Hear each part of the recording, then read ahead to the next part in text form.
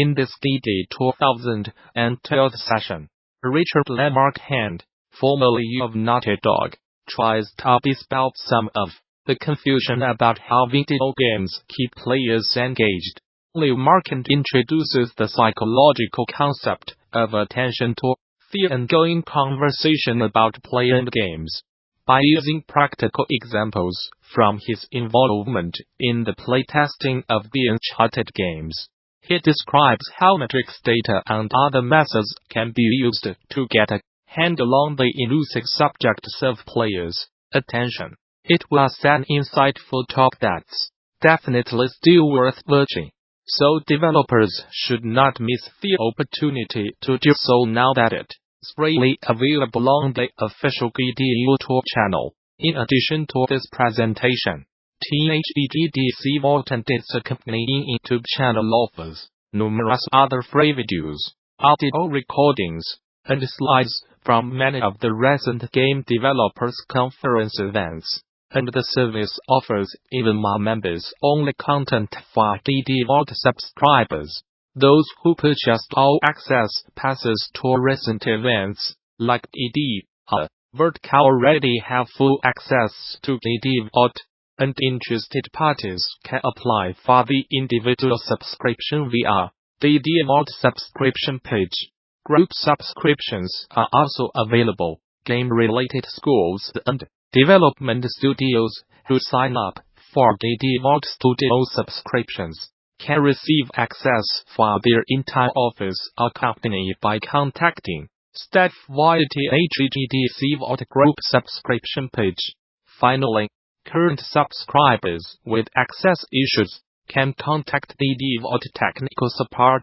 Gamasutra and DD are sibling organizations under parent company Informa. In this opinion piece, SuperDept Research founder Gustav Van Jonet summarizes 10 major trends of 2019. From a fresh wave of consolidations to a fragmentation of PC game marketplaces. It's the time of year when I try to minimize the odds of face as an analyst by making generic statements about the gaming industry's future. For no chance. Both fit in. 2019 promises to be a great year in games. Innovation and competition will elevate the industry's offerings and drive more inclusivity among a broader range of audiences. Collectively, gamers will serve as the canary in the coal mine, as large tech firms look to introduce new technologies to mainstream consumer audiences.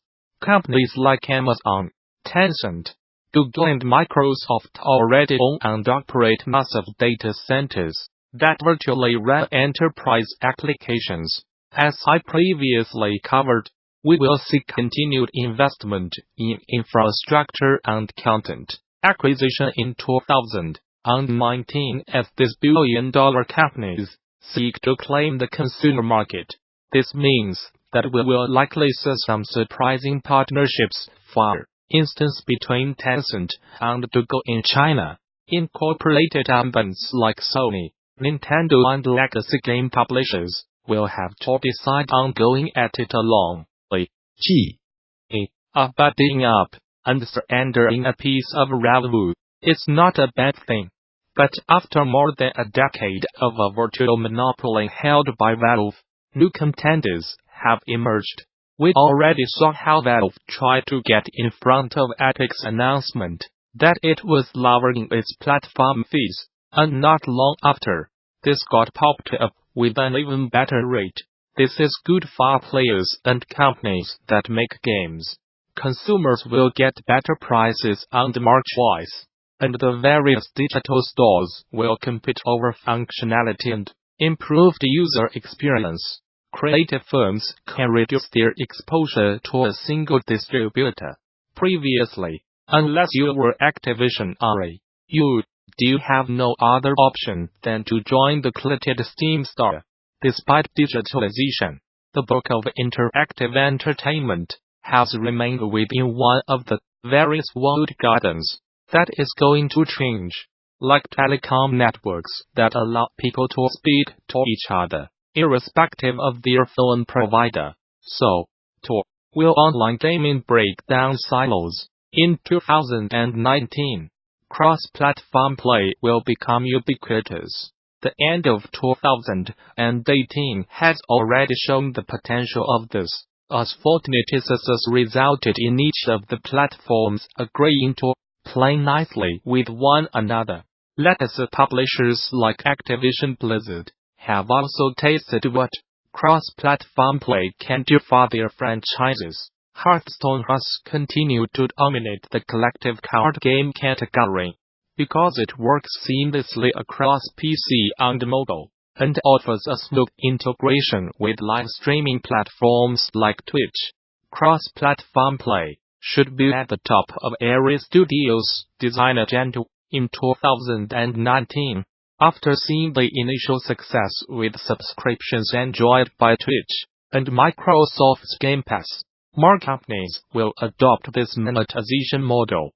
Large platform holders like Sony and Apple are looking to grow their revenues by offering content subscriptions. Both of these companies have indicated they have plans to increase services revenue as a direct response to reaching the limit of how much hardware they can sell. Game publishers have been experimenting with microtransactions to great success.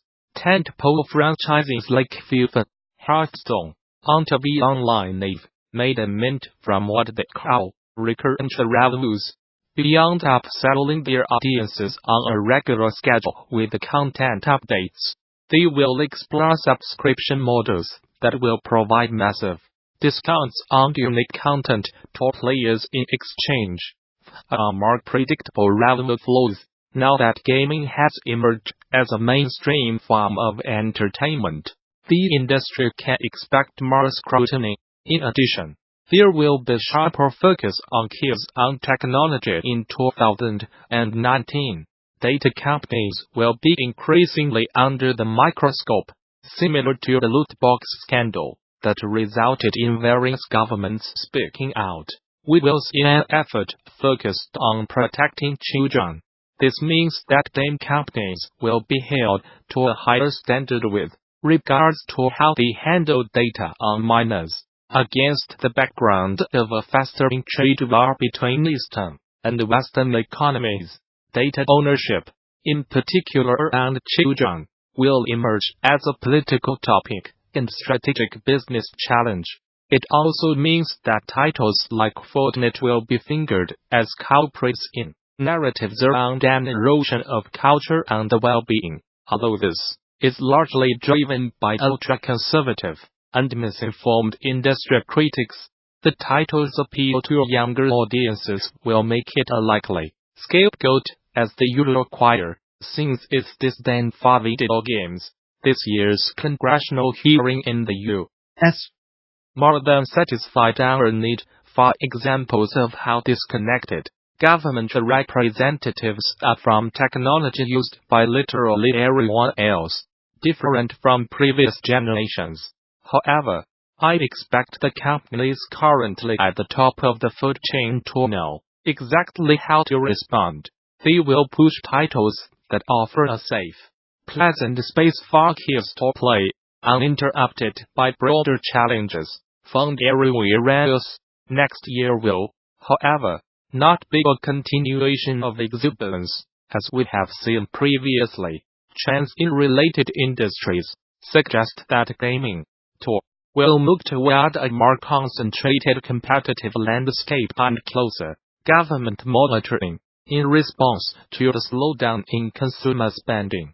Some game companies will go out of business, and others will gobble up the failing ones to strengthen their market positions.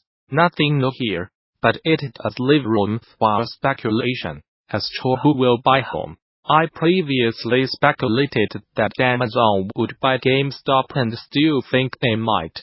Only it will happen when GameStop reaches its wit's end, probably at the end of Q1 2019. Across Europe, there have been a series of smaller acquisitions throughout the year, some of which are now turning sour. Starbreeze had its offices raided, which aimed old sounded worse than it was. Even so, this year the ambitious portfolio approach of buying up smaller studios and leveraging their against efficient distribution networks became, perhaps, too popular. Finally, I expect companies like Tencent to continue satisfying their appetites for foreign assets. If nothing else, this year has cemented Tencent's need to diversify as they look to mitigate some of its recent stresses by lowering its exposure to games revenue and further investing in Western companies and platforms. Over the past 2 years, its success with this strategy has greatly lowered competition across PC and mobile.